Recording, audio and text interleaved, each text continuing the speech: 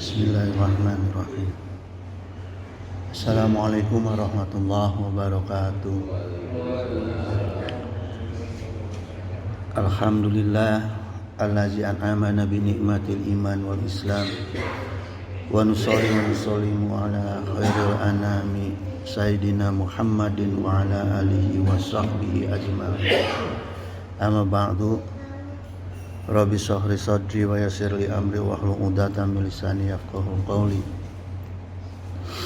Hadratal muhtaramin, tsumma ila hadratil kiram min jami'i sayhina ayyuhal mukarramun sahibal fudala allazi yahduruna fi hadza masjid jami' amanan hadanallahu wa iyyakum. Ayyuhal ikhwan, mulai bulan sekarang nih umat muslim sudah mulai sibuk ya, persiapan untuk melaksanakan ibadah haji dan umroh sekalian ya. Udah ada yang berangkat kalau nggak salah. Bahkan sekarang itu jamaah sekalian, kalau kita telaah ibadah haji itu atau umroh ya, trennya itu menjadi jalan untuk berdoa atau meminta kepada Allah dengan cara instan. Jadi kalau ada orang punya masalah, umroh. Kalau ada orang punya keinginan, umroh gitu, ya. Jadi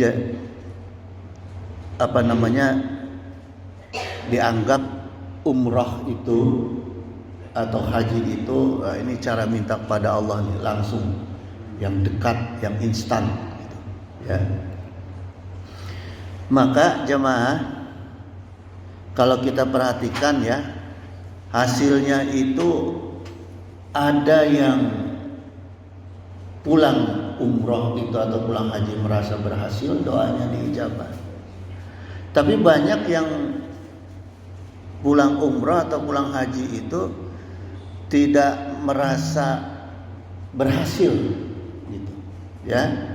Tidak merasa doa-doanya, perjalanan ibadahnya itu tidak tidak ada pengaruhnya di tanah air gitu. Maka banyak orang yang pulang umroh itu kalau perempuan lepas hijab misalnya ya, mau berangkat umroh udah memang gak berhijab, berangkat ke Baitullah, ke Haramain berhijab, pulang tidak berhijab lagi gitu ya. Banyak juga yang pulang maksiat lagi gitu, karena merasa gagal, merasa doanya itu tidak berhasil gitu. Jemaah, ini kebanyakan yang saya perhatiin ya, kalau saya telah karena gini jemaah ya, padahal untuk perjalanan ibadah haji dan umroh itu, pertama yang harus kita siapkan bekal supaya kita bisa merasakan nikmatnya bertamu ke rumah Allah. Ini yang kurang dipahami oleh orang-orang yang berangkat perjalanan haji dan umroh ya. Nah, ketika kita bertamu ke rumahnya Allah itu, kita akan merasakan nikmatnya batin bertemu Allah. Kalau fisik bertemu Allah nanti setelah meninggal ya. Tapi batin bertemu dengan Allah itu bisa didapat ketika kita bertamu ke rumahnya Allah. Kan kita berharap kalau bertamu ke rumah seseorang itu bertemu dengan sahibul bait gitu. Kalau enggak ngapain gitu, ya. Nah, ini yang tidak dipahami ketika dia akan berangkat gitu. Apa saja persiapannya gitu ya. Nah, pertama jemaah, persiapan perjalanan ibadah itu khususnya haji dan umroh, seperti halnya kita perjalanan, pertama kita perlu kompas, kalau enggak nyasar ya. Kedua, kita perlu penerangan, kalau enggak kelihatan kalau gelap gitu. Yang ketiga itu perlu suluk. Suluk itu artinya kebiasaan menguasai. Suluk itu di bahasa Arab. Ya, kebiasaan sehari-hari lah gitu. Ya. Ya kalau orang nggak bisa mengendarai kebiasaan yang baru belajar mah mau ngerti. Yang ada terbalik, tabrakan gitu kan. Makanya harus punya suluk itu. Itu 3 syarat perjalanan, jemaah.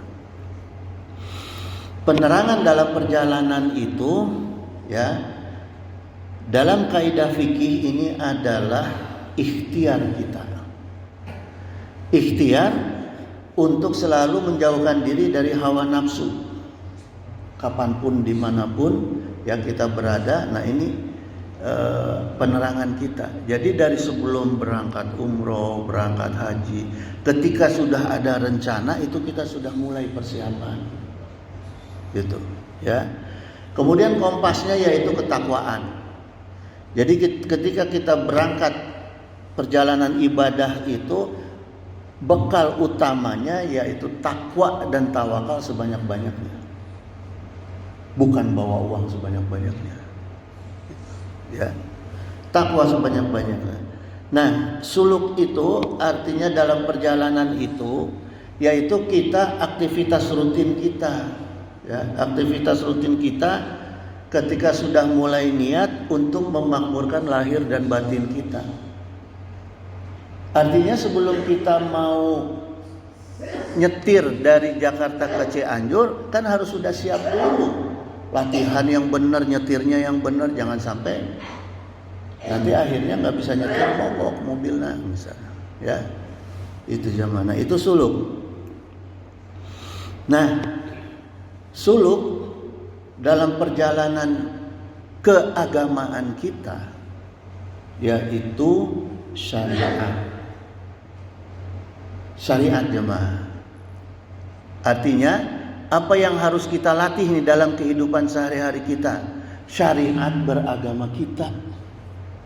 Kita bersyariat dalam beragama. Sholatnya dilatih benar dulu, ya. Doanya dilatih benar dulu, dari mulai niat sampai ke akhir salam misalnya. Ada syarat-syarat niat, ada syarat-syarat sholat, ada rukun niat, dibenerin dulu. Nah itu kan syariat kehidupan kita sehari-hari harus benar dulu. Jangan mentang-mentang punya uang berangkat, ya, gitu. Sehari-harinya dulu kita benerin, karena kita akan berhari-hari di sana. Gitu. Kemudian kompas perjalanan ibadah kita yaitu hakikat. Hakikatnya bahwa tujuan kita itu adalah bertemu dengan Allah. Gitu. Ya. Nah ini yang namanya ibadah batin. Kemudian penerangannya itu yaitu torekat. Ya. Torekat itu asal kata dari bahasa Arab toriqoh. Toriqoh itu artinya metode petunjuk misalnya, ya, metode petunjuk gitu. Atau aliran lah, kan banyak sekarang ya aliran toriqoh, Naqsabandiyah dan segala macam. Toriqoh Satariyah gitu.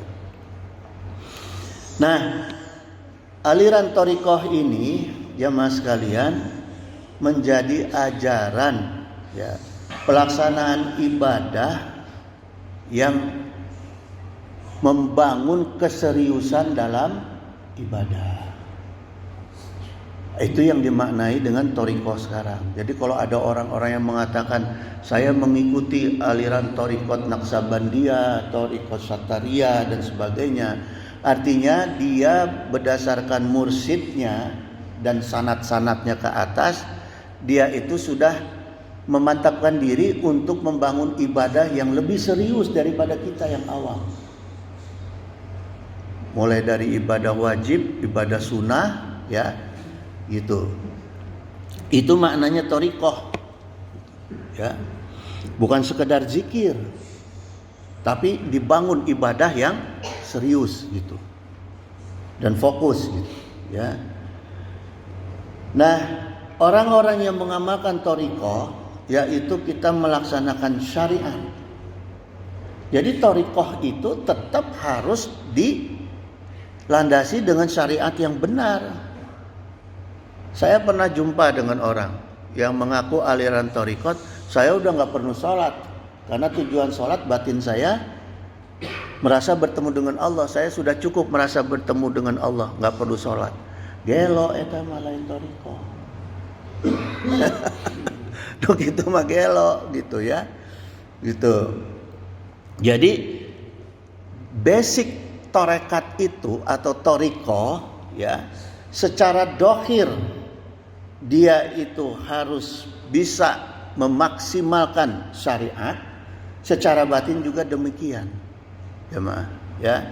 Secara dohir itu memaksimalkan maksiat, hasilnya dia menghindari perkara-perkara haram di antaranya. Jadi ketika dia memaksimalkan syariatnya, sholatnya dibenerin, puasanya dibenerin, ya, rukun-rukun wajib sahnya dalam rukun Islam semua dibenerin. Nah, kelihatan dari hariannya dia ada usaha keras untuk menjauhi perkara haram. Itu baru orang yang bertorekat. Itu.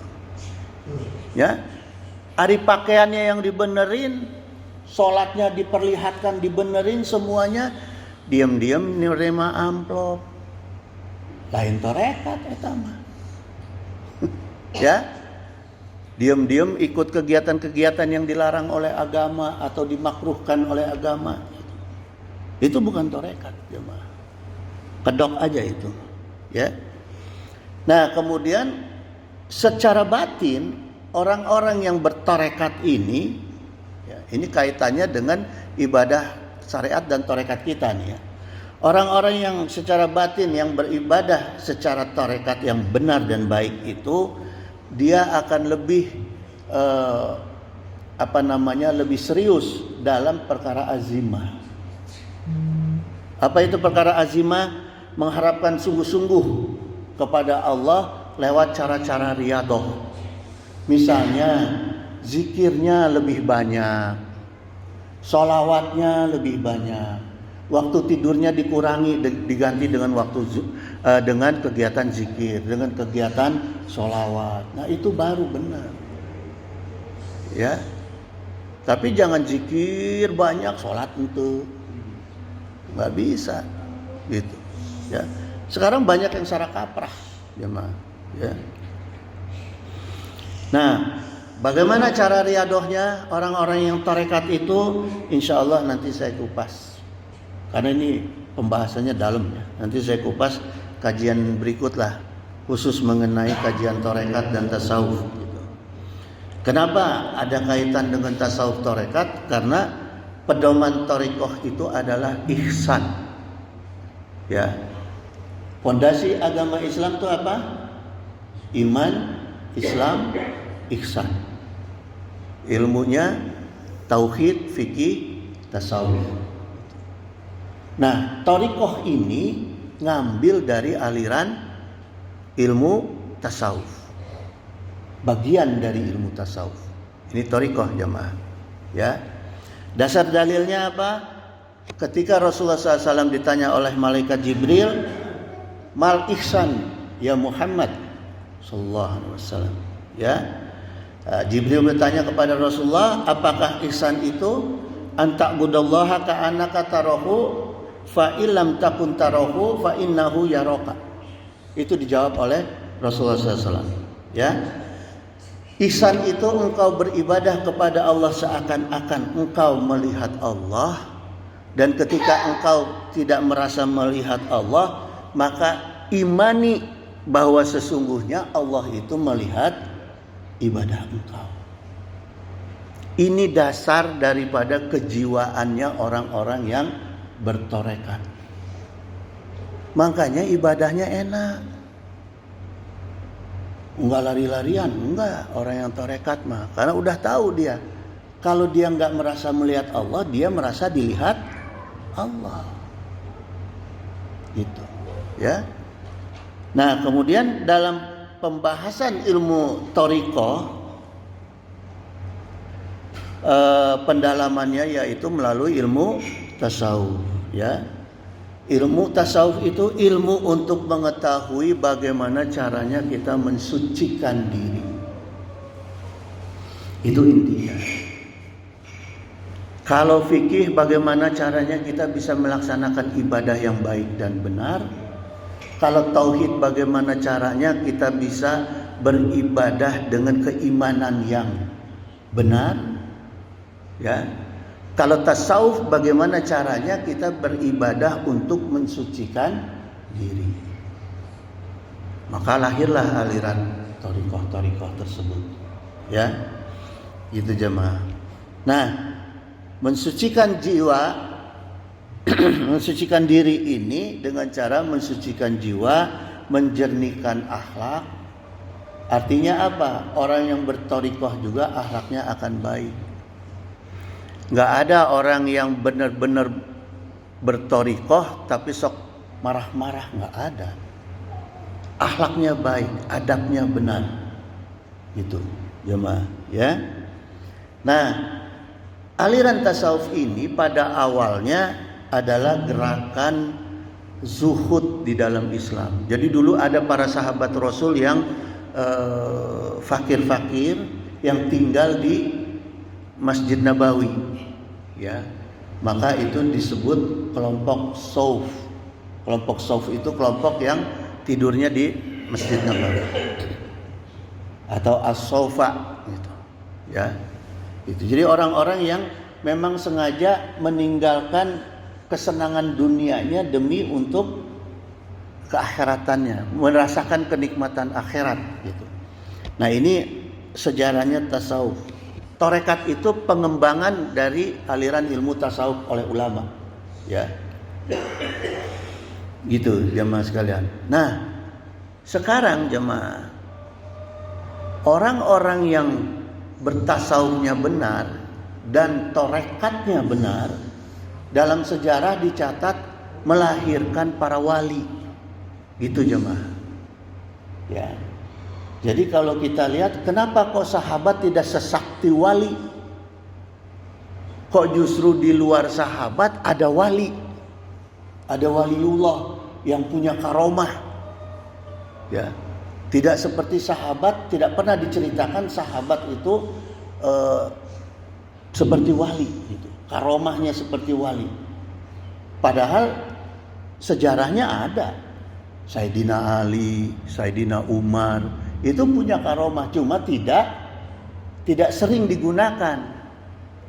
Nah, jadi kalau ada pertanyaan kenapa di luar sahabat wali-waliullah itu karomahnya kelihatannya lebih hebat daripada para sahabat, karena di zaman Rasulullah, sahabat itu kan orang yang hidup, tinggal dan menyaksikan bersama Rasulullah, ya.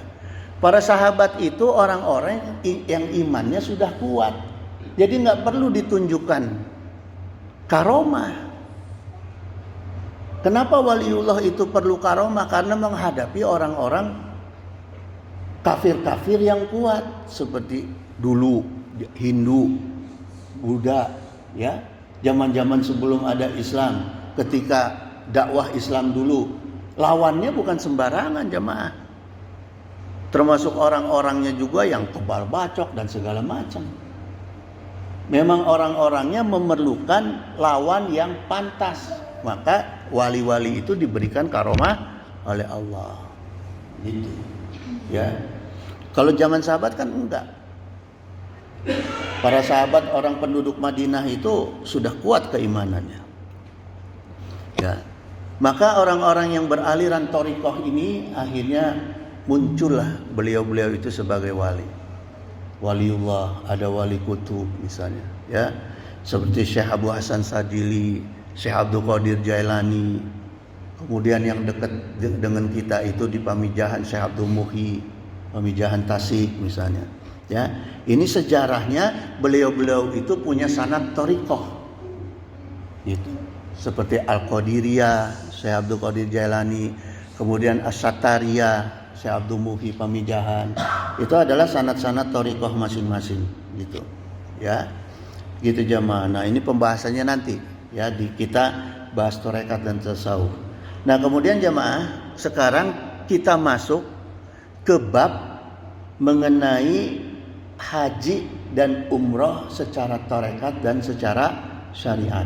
Gitu. Nah, kita bedakan di sini, ya. Kenapa? Karena tadi di pembukaan kan saya ceritakan ada orang-orang yang perjalanan dohirnya sampai, tapi tujuannya tidak tercapai ketika melaksanakan ibadah, gitu. Ya. Nah, ini saya kupas dari kitabnya Syekh Abdul Qadir Jailani, Sirrul Asrar judulnya, ya. Al-Faslu Samina Asyara fi bayani haji syariati wa tariqati gitu. Nah, ini pasal 18 yang menjelaskan haji dan syariat dan tariqah, ya.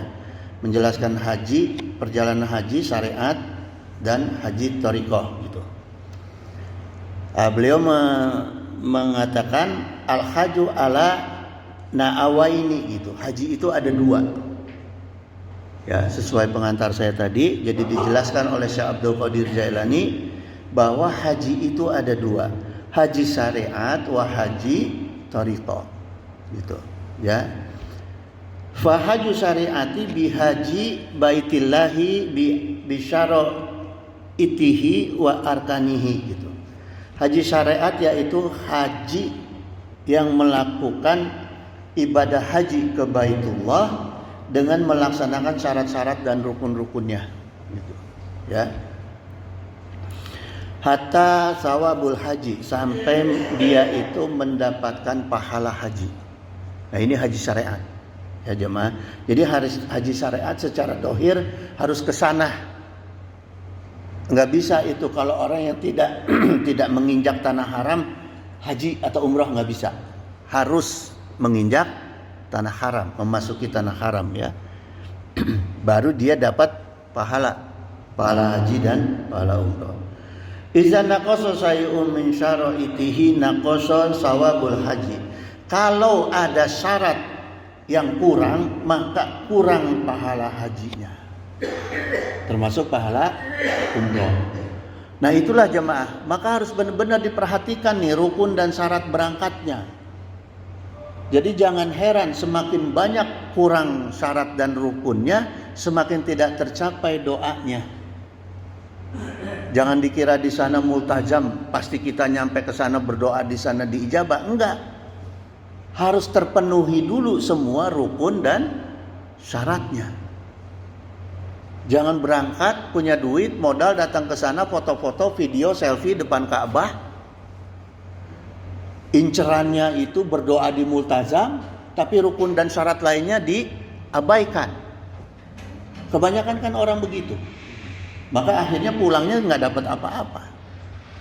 Gitu jemaah, ya. Karena Allah yang perintahkan li'annallaha ta'ala Al-Baqarah 196 wa atimul hajja wal umrata lillahi gitu, ya. Sempurnakanlah ibadah haji dan umroh karena Allah. Jadi perintahnya apa? Sempurnakan. Rukun dan syaratnya harus sempurna. Niatnya harus sempurna lillahi ta'ala. Jangan niat pengen ijabah doa, pengen hasil maksud, jangan. Niatnya karena Allah, melaksanakan perintah Allah dalam rukun Islam, ya. Kemudian jamaah, famin syara'itihi, syarat-syarat haji syariat. Ini perlu diceritakan nggak ini? Syarat haji syariat kan kayaknya di manasik udah ada, ya, udah lengkap nih. Hah? Di manasik yang lengkap. Iya, gitu jemaah. Jadi famin syara'itihi, syarat-syarat haji yaitu ikhramu awalan. Ya, summa dakhulu Makkah gitu. Jadi pertama itu ikhram, kemudian masuk ke kota Mekah. Makanya gimana jemaah? Ada orang yang banyak, bahkan orang yang umroh dan haji itu ngambil mikotnya di pesawat. Di pesawat mereka sudah ganti ihram. Gitu. Ya. Banyak kan yang gitu orang yang nuntun seperti itu. Karena di sini aturannya awalannya itu ihram sebelum masuk kota Mekah gitu. Nah, tapi kalau yang ke Madinah nggak perlu. Kalau yang ke Madinah ya, kalau yang terbang yang ke Madinah nggak.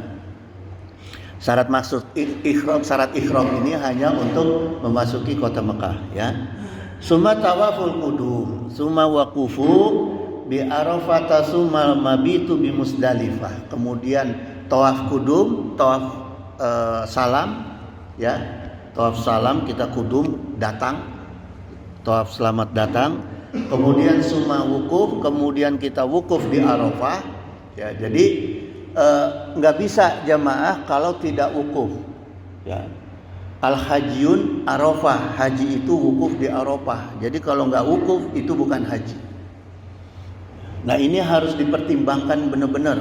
Tapi saya yakin pemerintahan Saudi maupun pemerintahan Indonesia itu kalau jemaah haji yang mau wukuf itu diperhatikan. Sampai ada yang di ambulan wukufnya ya. Terus ada pernah pengalaman saya haji 2008 itu pas mau wukuf ibu-ibu itu mens. Sampai nangis-nangis dia. Iya kumaha Kang Haji katanya. Saya mens pas mau berangkat wukuf. Untung ada dokter tuh, dokter kloter ya. Di apa namanya? Dikasih obat gitu ya. Terus akhirnya disuntik. Gitu. Adalah. Jadi insya Allah dina perkara wukuf mah diperhatikan ku amirul hajj ya, gitu. Nah kemudian setelah wukuf di Arafah, kemudian mabit di Musdalifah, suma zabhul udhiyati fi Mina, kemudian menyembelih hewan kurban di Mina. Ya. Sumat hulur harami sumat tawaful ka'bati sab'ata aswatin gitu. Lalu masuk ke tanah haram, tawaf keliling Ka'bah 7 kali gitu. Suma syurbu ma'i Zamzam. Kemudian setelah tawaf, ingat jamaah kita disyariatkan untuk minum air Zam-Zam. Jangan bawa air dari tempat, dari rumah, dari hotel, tawaf kemudian minum air sendiri. Di sana sudah disediakan air Zam-Zam. Jadi syariatnya adalah minum air Zam-Zam, sunahnya, ya. Suma yusolli raqataihi tawafi fi maqami Ibrahim alaihi salam. Kemudian sholat sunnah tawaf di makam salam. Jadi di makam Ibrahim. Jadi setelah tawaf kita sholat sunnah. Jangan langsung keluar, gitu. Atau langsung duduk-duduk, jangan. Jadi selesai 7 kali putaran tawaf, langsung cari makam Ibrahim yang bentuknya ada kaca gitu. Kita sholat di sekitar situ. Mau di sampingnya atau di belakangnya, gitu. Ya, sholat di makam Ibrahim. Itu bukan makam kuburan, bukan jemaah, tapi tapak kakinya, ya, makom, tapak kakinya Kanjeng Nabi Ibrahim ketika membangun Ka'bah, ya. Jadi jemaah kalau yang pernah ke sana bisa ngebayangin berapa tingginya Kanjeng Nabi Ibrahim. Kanjeng Nabi Ibrahim membangun Ka'bah, berdirinya di situ. Berarti tingginya seapa itu Kanjeng Nabi Ibrahim, gitu, ya. Summa yukhalilu ma haramallahu ta'ala alaihi minasyahidi wa nahwi gitu. Lalu tahlul. Tahallul itu menghalalkan yang ketika diihramkan diharamkan gitu. Jemaah, itu tahallul. Itu proses akhir daripada kita berihram adalah tahallul gitu ya. Setelah tahallul bebas tuh kita. Mau dengan istri, mau yang halal-halal bebas gitu ya. Kemudian jemaah sekalian, apa saja pahala bagi orang yang melaksanakan haji syariat, ya. Fajazau hazal hajil itqu minal jahimi wal amnu min fakhrillahi gitu. Pahala haji syariat adalah selamat dari neraka jahim. Neraka jahim itu neraka untuk orang-orang musyrik, orang-orang yang mendustakan ayat-ayat Allah, orang-orang yang mendurhakai Allah, dan satu lagi orang-orang yang melupakan urusan akhirat karena urusan dunia. Jadi jamaah, ketika kita berangkat haji karena atau umroh karena ada bayangan-bayangan untuk memperoleh kenikmatan dunia, cita-cita atau tujuan dunia, berangkat haji atau umroh itu bukan dapat pahala, tapi dapat neraka jahim. Itu jemaah. Ya, wajar kalau doanya enggak diijabah. Ya. Kemudian wal amnu min fakhrillahi gitu, dan terjaga dari siksa Allah gitu. Jemaah. Kama qala ta'ala, seperti firman Allah Ta'ala, wa man dakhalahu kana amina. Siapa yang siapa yang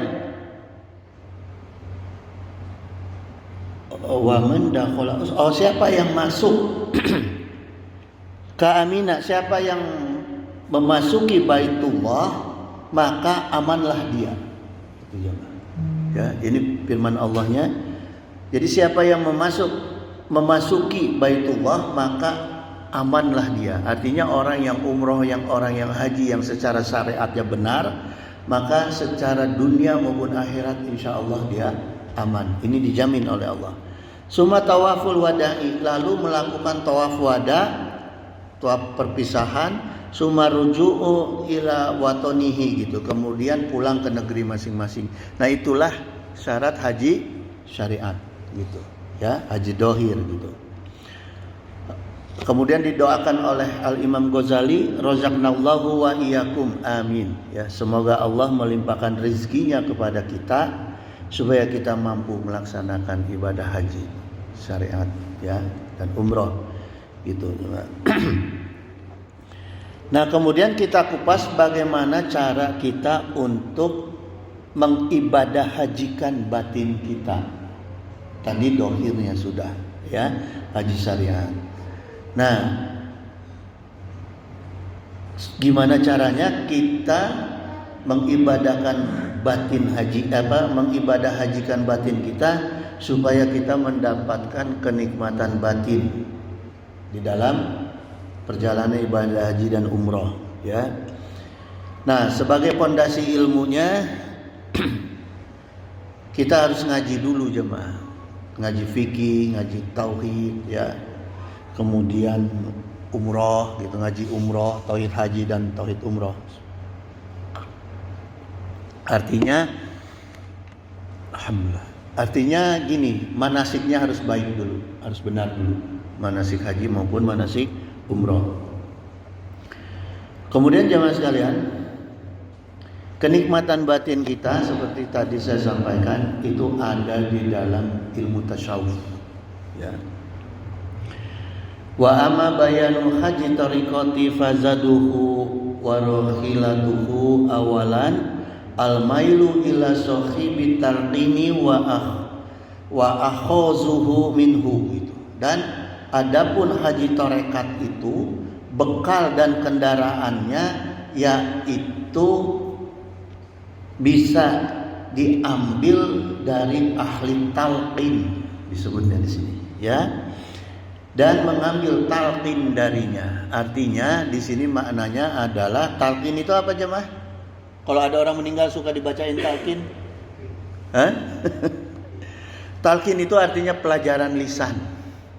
Makanya orang yang dikubur ada yang mentalkini. Mentalkini itu artinya memberi pelajaran secara lisan kepada ahli kubur. Ya, hei ahli kubur, kalau ada malaikat datang tanya man rabbuka, jawabnya ini ya. Nah, itu talqin namanya. Talqin itu mengajarkan secara lisan ya. Nah, jadi yang dimaksud kita supaya mendapatkan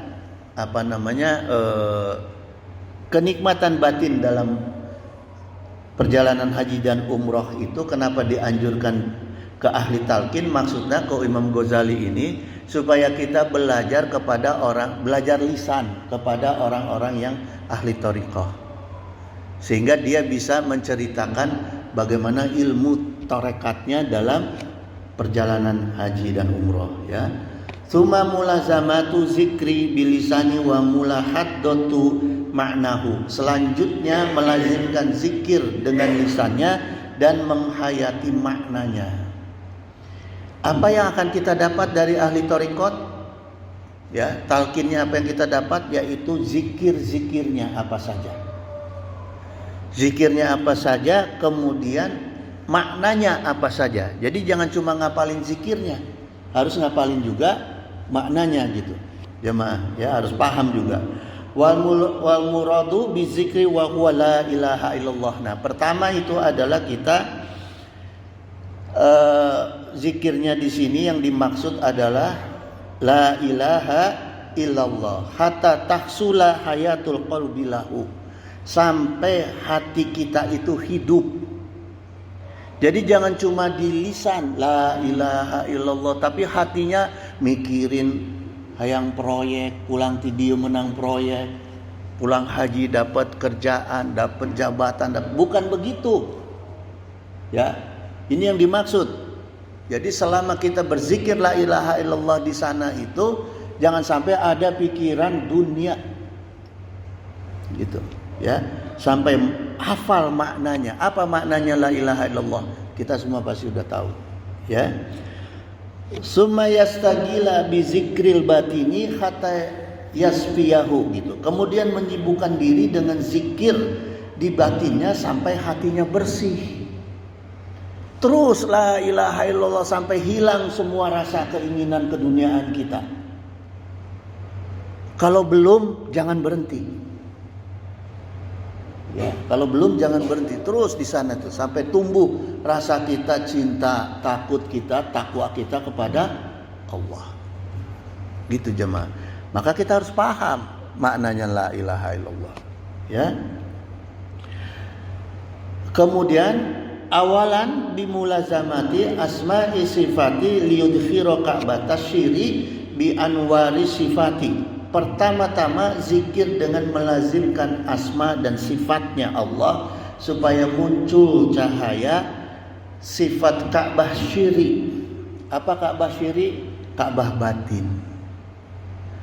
Jadi jangan sampai kita berangkat haji dan umroh itu Ka'bah hanya ada di mata. Harus sampai nih ke batin kita. Pulang dari Masjidil Haram ke hotel, nyangkut Ka'bah. Sehingga ketika nyangkut Ka'bah kita selalu merasa di multazam. Ketika selalu merasa di multazam, apa yang akan kita lakukan? Doa. Matak diijabah jamaah, karena doanya sering. Enggak di mana tempat kita berdoa, karena selalu merasa di dalam hati kita itu, batin kita ada Ka'bah. Kita selalu berada di tengah-tengah multazam. Itu maknanya jemaah, ya. Ka'bah syiri itu maksudnya itu. Kama amarallahu ta'ala Ibrahim wa Ismaila bitathhiril Ka'bati awalan. Seperti Allah perintahkan kepada Nabiullah Ibrahim alaihissalam dan Nabi Ismail untuk membersihkan Ka'bah. Gitu. Ya. Biqaulihi ta'ala, Allah Ta'ala berfirman, wa akhidna ila Ibrahim wa Ismaila an takhira baitihi litaqifina gitu ya. Kami wasiatkan kepada Ibrahim dan Ismail, bersihkanlah rumah Allah ya untuk orang-orang yang tawaf. Gitu jemaah. Ya. Wal akifina wa ruqa'is sujud gitu. Yang itikaf serta yang ruku dan sujud, artinya orang-orang yang sholat. Jadi Nabi aja diperintahkan sama Allah untuk mempersiapkan kita yang akan datang ke sana. Kita datang mau ngapain ke sana? Mau tawaf, mau sujud, mau itikaf, mau sholat, gitu. Bukan mau selfie. Oh sekarang banyak di selfie. Ya. Faqabatud dhahiri tadkhiruha li ajlit tonifina minal makhluqati mimma siwahu gitu. Ka'bah Dohir itu dibersihkan untuk makhluk-makhluk bertawaf. Jadi yang bertawaf itu, ingat jamaah, bukan hanya manusia tapi makhluk, termasuk jin. Jadi ada batas jumlah, saya lupa itu, saya pernah diceritakan, dibacain kitab ke uwa saya. Ada jumlah makhluk yang tawaf di Ka'bah. Kalau kurang dari jumlahnya diisi ku jin. Kalau padat manusianya, jin ngalah. Gitu. Ada jumlah yang ditentukan. Itu dalam kitab manasik hajinya uwa saya pernah saya diceritakan gitu. Ya.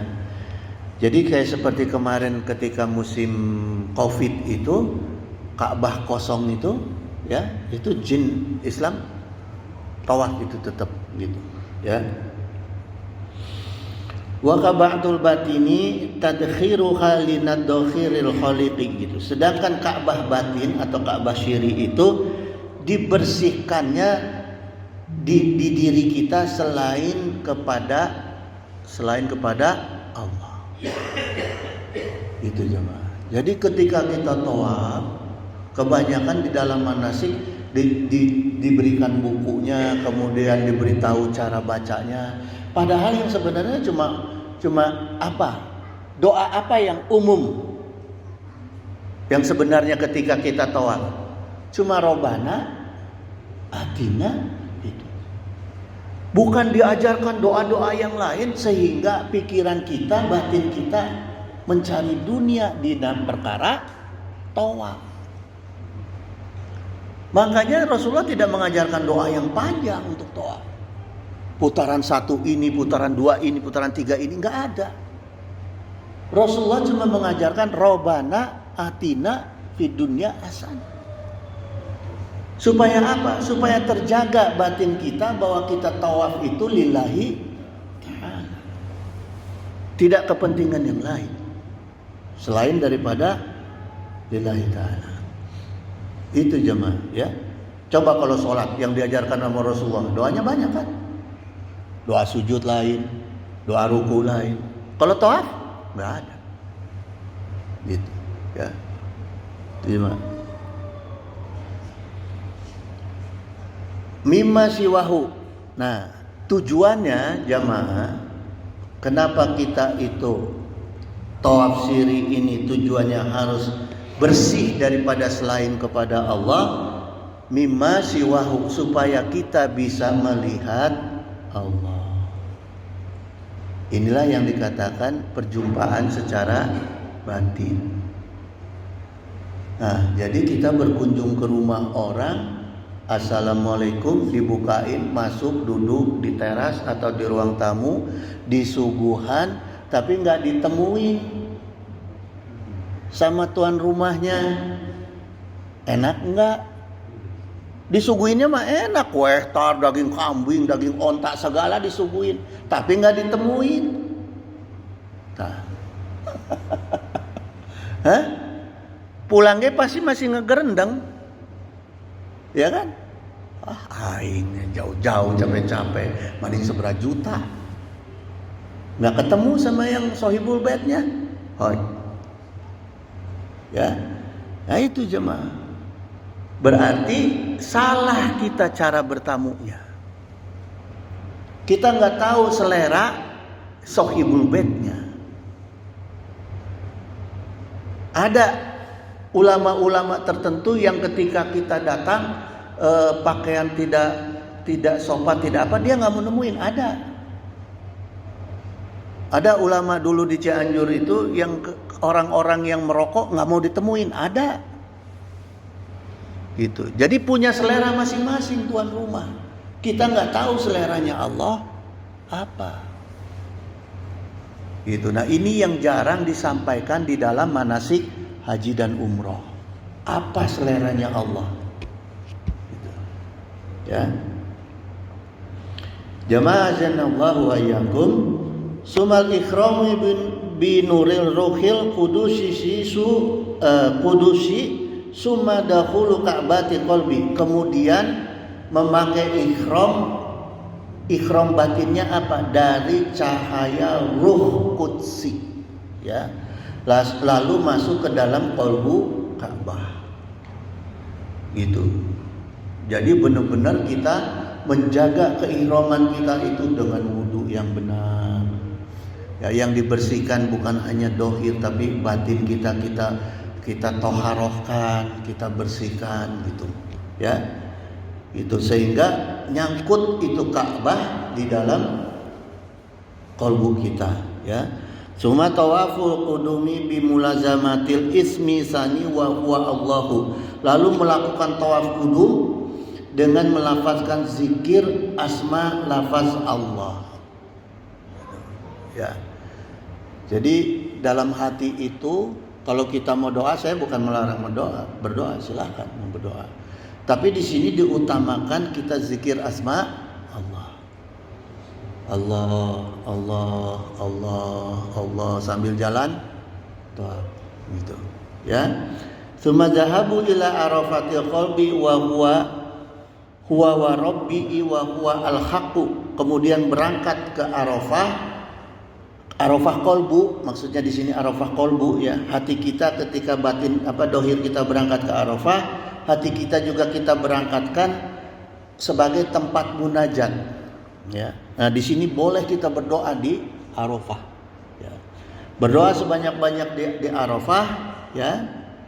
Wa huwa wa rabbi wa huwa al-haqqu. Kemudian di sana kita wukuf dengan melazimkan zikir asma yang ketiga, ya, yaitu huwa al-haqqu. Jadi tadi ketika tawaf banyak zikirnya Allah, Allah, Allah, Allah, tetapi ketika wukuf zikirnya adalah wa al-haqqu, wa al-haqqu gitu. Al-haqq, ya. Gitu. Jadi maksudnya huwanya itu dia Allah itu al-haq gitu, ya. Summa zahaba ila Musdalifati fuadi wa jama'a bainal ismi khamisi wa huwa al-hayyu wa sadisi wa huwa al-qayyum. Kemudian berangkat ke Musdalifah dengan melazimkan zikir nama kelima yaitu al-hayyu dan al-qayyum yang keenam. Gitu, ya. Jadi ketika di Musdalifah, hati kita yang kita zikirkan apa? Al-Hayyu, Al-Qayyum. Itu jemaah, ya. Tsumma zahaba ila minasyiri wa hiya ma baina haramaini fawaqafa bainahuma. Lalu pergi ke Mina batin yang di antara dua tanah haram, lalu wukuf di sana. Ya, berdiam diri di Mina, ya. Summa zahaban nafsal mutmainata bimulazatil ismi sabi'i wa huwa al-qahar. Kemudian menyembelih nafsu mutmainah kita di Mina, ya, dengan melazimkan zikir asma al-qahar. Jadi di Mina itu kita banyak berzikir al-qahar, al-qahar, al-qahar gitu, ya. Li'annahu ismul fana wa rafi'u li hijabi kufri, ya. Li'annahu ismul fana'i wa rafi'u li hijabil kufri. Karena al-qahar yaitu nama Allah yang fana, yang mengangkat, ya. Wa rafi'u yang mengangkat dan mengangkat hijabul kufri, hijab kekufuran. Nah, jadi ketika kita di Mina, ya, berzikir al-qahar, itu kufur-kufur kita itu yang ada di dalam diri kita itu dibersihkan. Gitu, ya. Kama qala Rasulullah SAW, sebagaimana Rasulullah SAW itu bersabda, al-kufru wal imanu maqamani waro al-arsy. Kufur dan iman adalah dua makom di belakang aras, ya. Keduanya adalah hijab antara hamba dengan Allah, al-haq gitu, ya. Wa huma hijabani baini abdi wal bainal haqqi gitu. Jadi keduanya itu adalah hijab penghalang antara hambanya dengan Allah gitu, jemaah. Jadi kufur itu harus dibersihkan. Nah, tadi caranya kitab. Makanya ada orang yang mengatakan orang yang pergi haji itu seperti orang yang baru lahir. Karena apa? Karena kufurnya habis. Kan nggak ada bayi yang lahir kufur, ya. Nah, bagaimana caranya tadi supaya kufurnya habis? Tadi diajarin di Mina. Banyak zikir apa tadi di Mina? Itu kan al-ohar gitu. Ya, itu jemaah. Ahaduhuma aswadu wal akharu abyadu gitu. Satunya sebagai hijab hitam dan satunya lagi sebagai hijab abyad. Abyad itu ada putih ya, akharu abyadu gitu. Jadi kufur itu hijab hitam, iman itu hijab putih gitu ya. Suma khalaqa ra'sa ruhi qudsi min sifati basyariyati bimulazamatil ismi samini al-wahhab. Kemudian kita bertahalul memotong rambut ya. Yang dipotong itu sama kita adalah sifat basyariyah. Maknanya tahalul ini sifat basyariyah dan kepala roh qudsi kita itu dengan melazimkan zikir asma al-wahhab. Jadi ketika kita bertahalul berzikir al-wahhab. Ya, itu jemaah. Mau tutup aja gimana nih? Kurang 5. Tutup aja ya. Kita lanjutkan minggu depan ya. Gitu. Nah ini yang saya kupas ini yang tidak pernah dikupas di manasik haji. Makanya jemaah kalau mau berangkat haji jangan cuma sekedar ikut-ikutan kiai-kiai yang menjelaskan cuma syariatnya aja. Ya, ngaji dulu ke kiai yang benar, yang ngaji torekatnya gitu. Ya. Itu jemaah. Insyaallah minggu depan kita lanjutkan lagi. Jadi mulai pertemuan hari ini insyaallah saya akan kupas mengenai ibadah-ibadah kita termasuk sholat dan lain-lain antara ibadah syariat dengan ibadah hakikat supaya kita nemu apa kenikmatan batin ya dan ridha Allah di dalam ibadah kita gitu jemaah ya. Innahu sami'un qaribun mujibud da'wat wa yaqdi hajat subhanaka Allahumma wa bihamdika asyhadu an la ilaha illa anta astaghfiruka wa atubu ilaik wallahul muwaffiq ila aqwamit thoriq. Wassalamualaikum warahmatullahi wabarakatuh. Allahumma shalli wa sallim wa barik ala sayyidina wa syafi'ina wa habibina maulana Muhammad wa sallim wa radhiyallahu ta'ala an sadatina ashabi sayyidina Rasulillahi ajmain.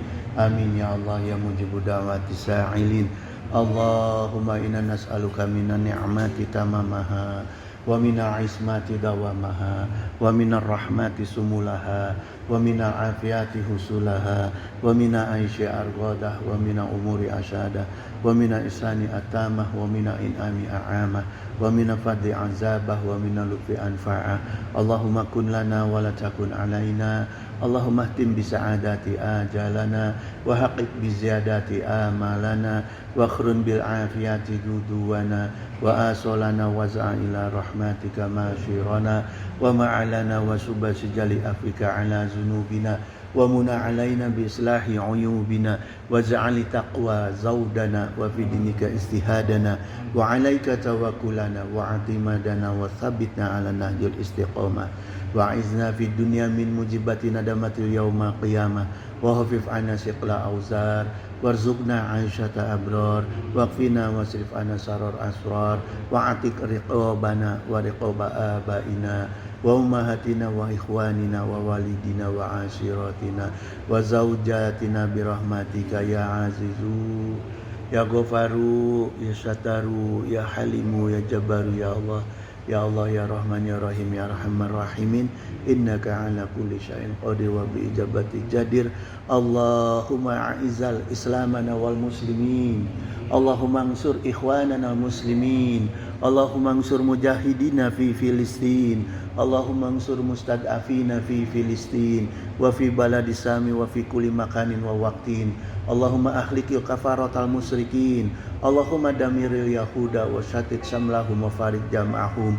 Allahumma salimna wa walidina wa auladana wa ikhwanana wa akhbabana wa zawjatina min jami'i mahawwi fid dunya wa akhirah wa ahwalihim istajib ya Allah ya mujibu da'wati sa'ili Allahumma la syahla ila ma ja'atahu syahlan Allahumma tufri fi taysyiri kulli asir fa innaka taysyira kulli asirin alaika yasir wa as'aluka yusra wal mu'afata fid dunya wa akhirah Allahumma ksif anna wasrif anna wadfa' anna al bala wal waba'a wa ghala wa ta'una wa fitana wa mihana wa khumuma wa gumuma wa khuruba wa azana wa syada'ida wa syara'a da'ida wa syarad dalimina ma la yaksifuhu ghairu subhanallah wa bihamdi wa sallallahu ala sayyidina Muhammadin wa ala alihi wa sahbihi wa barik wa salim subhana rabbika rabbil izzati amma yasifun wa salamun ala mursalin walhamdulillahi rabbil alamin.